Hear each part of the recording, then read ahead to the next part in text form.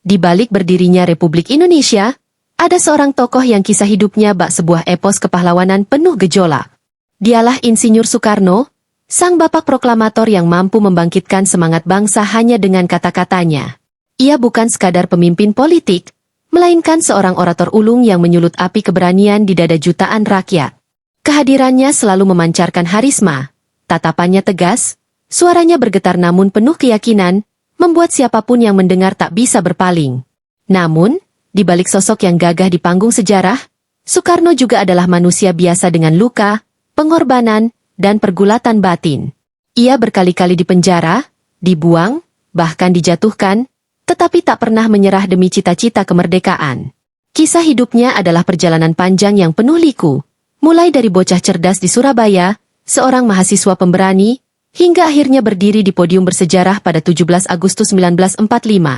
Cerita ini bukan hanya tentang seorang presiden pertama, melainkan tentang manusia yang dengan segala kekuatan dan kelemahannya berhasil menyalakan api kemerdekaan Indonesia.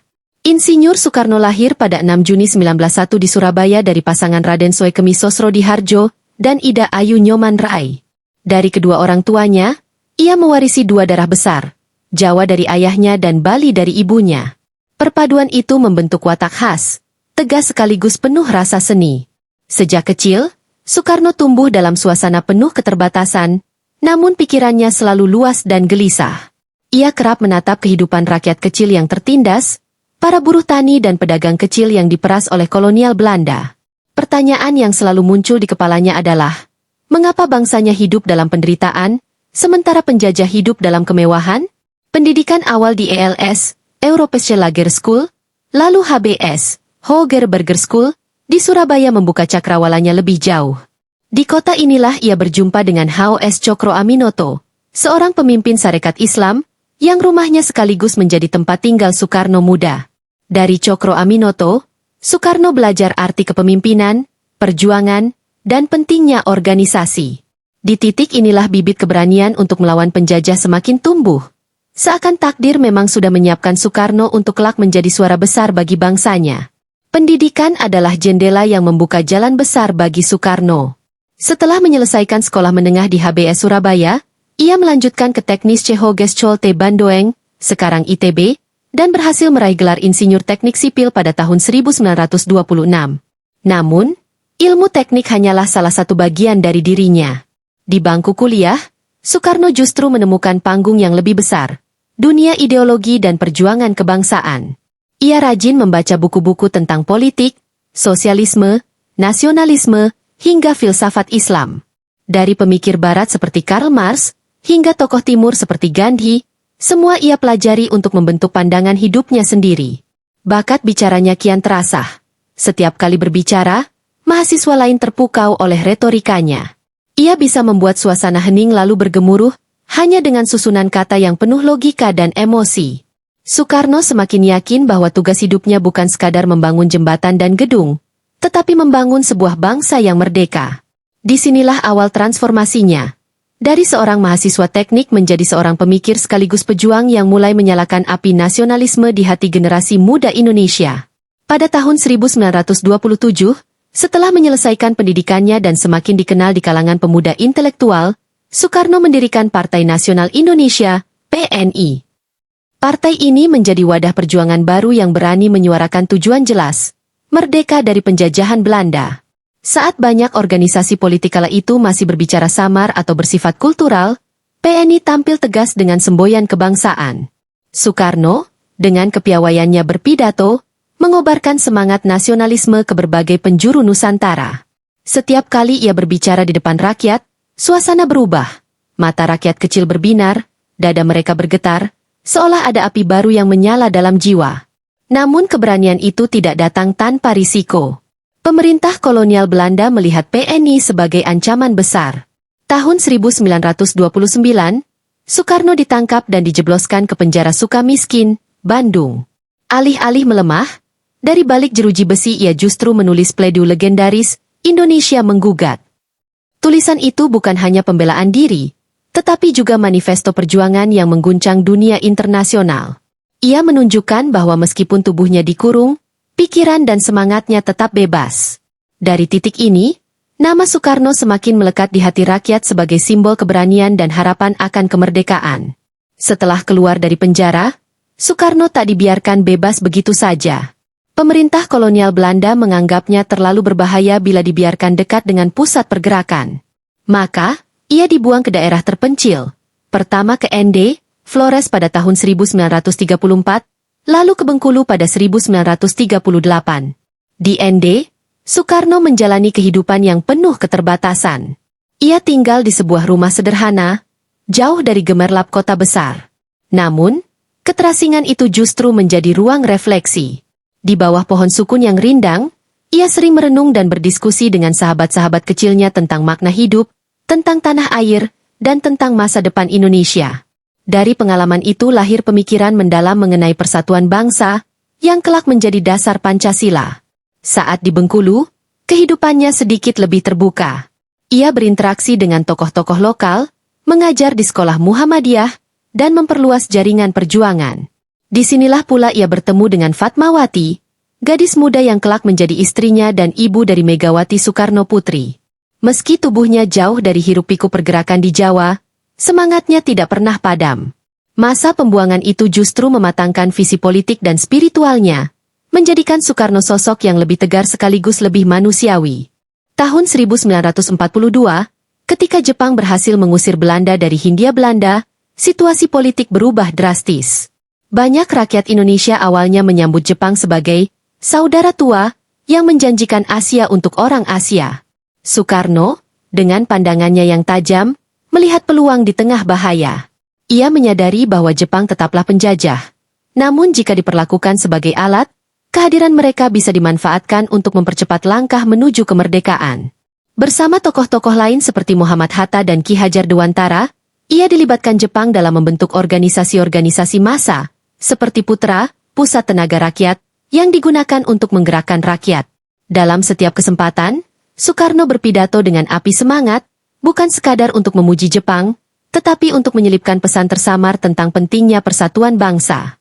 Ia mendidik rakyat agar percaya pada diri sendiri, menanamkan bahwa penjajahan, betapapun kuatnya, suatu saat akan runtuh.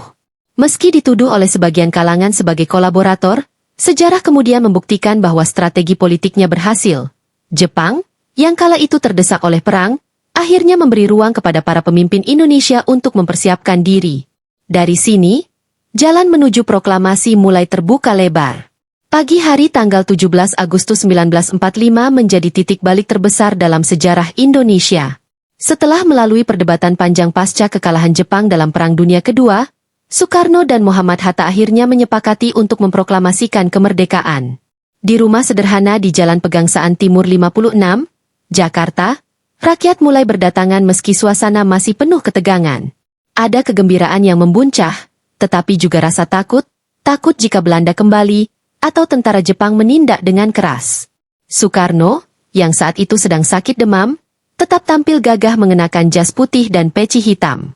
Dengan suara bergetar namun penuh keyakinan, ia membacakan teks proklamasi yang disusun malam sebelumnya. Setiap kata terasa menggetarkan hati, kami bangsa Indonesia dengan ini menyatakan kemerdekaan Indonesia. Saat kalimat itu bergema, suasana hening sejenak, lalu disambut dengan sorak-sorai rakyat yang meneriakan, "Merdeka!" dengan air mata di mata mereka. Bendera merah putih dijahit oleh Fatmawati pun dikibarkan. Sederhana namun penuh makna. Hari itu, bangsa yang selama ratusan tahun terjajah akhirnya berdiri tegak sebagai bangsa merdeka. Momen itu bukan hanya tonggak sejarah, tetapi juga awal dari perjalanan panjang mempertahankan kemerdekaan. Setelah proklamasi kemerdekaan, Soekarno secara resmi diangkat sebagai Presiden pertama Republik Indonesia pada 18 Agustus 1945. Gelar itu bukan sekadar simbol, tetapi juga beban luar biasa di pundaknya. Indonesia baru saja berdiri sebagai negara, namun langsung menghadapi tantangan besar, agresi militer Belanda yang ingin kembali berkuasa, pemberontakan di berbagai daerah, serta kondisi ekonomi yang kacau balau. Soekarno tampil bukan hanya sebagai kepala negara, tetapi juga sebagai penyemangat moral bangsa. Ia berkeliling ke berbagai daerah, menyampaikan pidato dengan bahasa sederhana yang bisa dimengerti rakyat jelata, namun penuh energi yang membakar semangat juang. Di panggung internasional, ia menegaskan bahwa Indonesia adalah negara berdaulat, bukan hadiah dari siapapun, melainkan hasil perjuangan rakyat sendiri. Konferensi Asia Afrika tahun 1955 di Bandung menjadi salah satu bukti kejeniusannya. Soekarno berhasil mempersatukan negara-negara Asia dan Afrika untuk melawan kolonialisme. Dunia pun mulai menaruh hormat pada Indonesia yang masih muda, dan pada pemimpin karismatik bernama Soekarno. Namun, di balik kegemilangan itu, ia juga harus menghadapi dilema politik dalam negeri yang semakin kompleks. Meski begitu, pada masa-masa awal ini, rakyat melihatnya sebagai simbol hidup dari kemerdekaan yang baru mereka raih. Namun kejayaan itu tidak berlangsung selamanya. Memasuki dekade 1960-an, Indonesia dilanda badai politik, ekonomi, dan sosial yang semakin menggerus wibawa Soekarno. Sistem demokrasi terpimpin yang ia gagas awalnya bertujuan untuk menyatukan bangsa, namun perlahan berubah menjadi sistem yang menumpuk kekuasaan pada satu tangan. Inflasi meroket. Rakyat kesulitan memenuhi kebutuhan sehari-hari, dan ketegangan politik antara kelompok militer, partai politik, dan organisasi rakyat kian memanas. Puncaknya terjadi pada peristiwa G30S 1965, sebuah tragedi kelam yang menewaskan para jenderal TNI. Soekarno berada di posisi sulit, dituduh sebagian pihak terlalu dekat dengan PKI, namun juga kehilangan kepercayaan dari militer. Di tengah kekacauan itu, sosok Jenderal Soeharto muncul dengan dukungan kuat dari Angkatan Darat. Perlahan tapi pasti, kekuasaan Soekarno mulai tergerus. Pada tahun 1967, melalui sidang MPRS, ia secara resmi dicabut dari jabatannya sebagai presiden. Bagi banyak rakyat, itu adalah akhir yang pahit. Seorang pemimpin karismatik yang dulu dielu-elukan kini tersisih, terkurung dalam kesepian politik. Dari istana megah, ia berpindah ke rumah pengasingan, menyaksikan sisa-sisa kejayaannya perlahan memudar.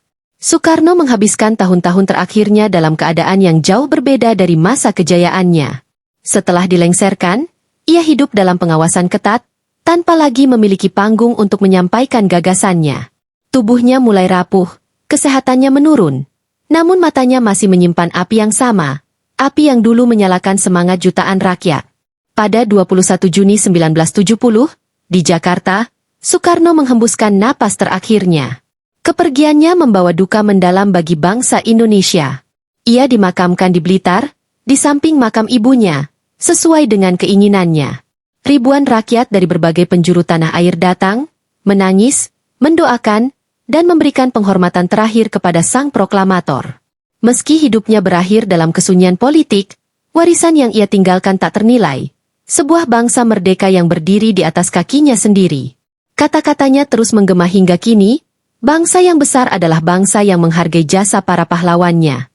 Soekarno memang manusia dengan segala kelebihan dan kekurangannya, tetapi sejarah telah mencatatnya sebagai bapak bangsa yang memberikan identitas dan kebanggaan bagi rakyat Indonesia. Dengan wafatnya Soekarno, satu babak sejarah ditutup, namun semangatnya tetap hidup dalam jiwa setiap anak negeri yang mencintai Indonesia.